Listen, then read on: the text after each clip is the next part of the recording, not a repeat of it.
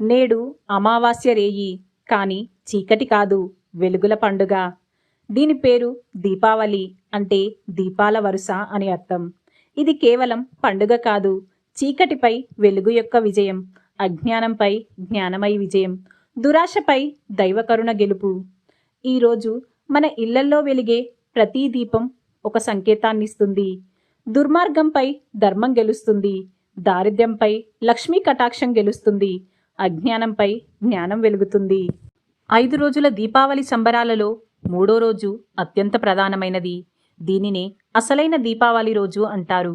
మొదటి రోజు ధనత్రయోదశి, 2వ రోజు నరక చతుర్దశి, 3వ రోజు లక్ష్మీ పూజ. నరకాసురుని సంహారం తర్వాత లోకమంతా మళ్లీ వెలుగులోకి వచ్చిన రోజు ఇదే. ఈరోజు చీకటి రాజ్యంలో వెలుగు యొక్క దండయాత్ర ప్రారంభమవుతుంది. ఈ రోజు సాయంత్రం వేళ లక్ష్మీ పూజ చేయడం ప్రధాన ఆచారం.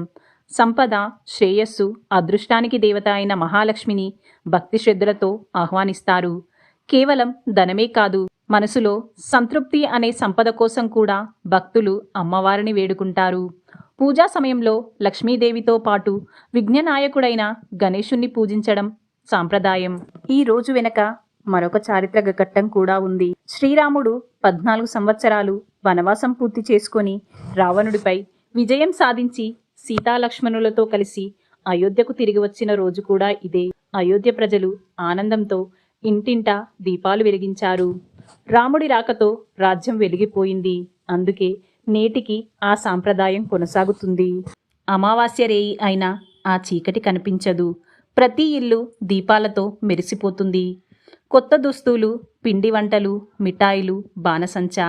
ఇది కేవలం సంబరమే కాదు, ఆధ్యాత్మిక ఉత్సవం.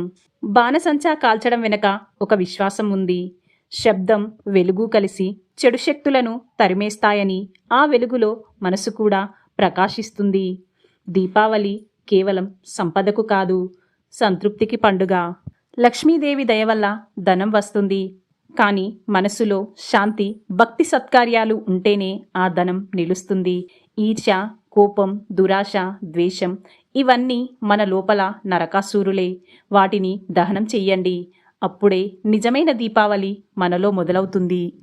ఈరోజు మనం వెలిగించే ప్రతి దీపం మన జీవితంలోని చీకటిని తొలగించి మహాలక్ష్మి కటాక్షాన్ని మన గృహంలో నింపాలని కోరుకుందాం. ఈ అమావాస్య రేయి చీకటి కాదు, దైవం అడుగడిగే వెలుగురేయి. ఈ వీడియో నచ్చితే లైక్ చేయండి, మీ ఫ్రెండ్స్తో షేర్ చేయండి. మరిన్ని ఆధ్యాత్మిక విషయాల కోసం మా ఛానల్ని సబ్స్క్రైబ్ చేసి మా కుటుంబంలో మీరు భాగమవ్వండి.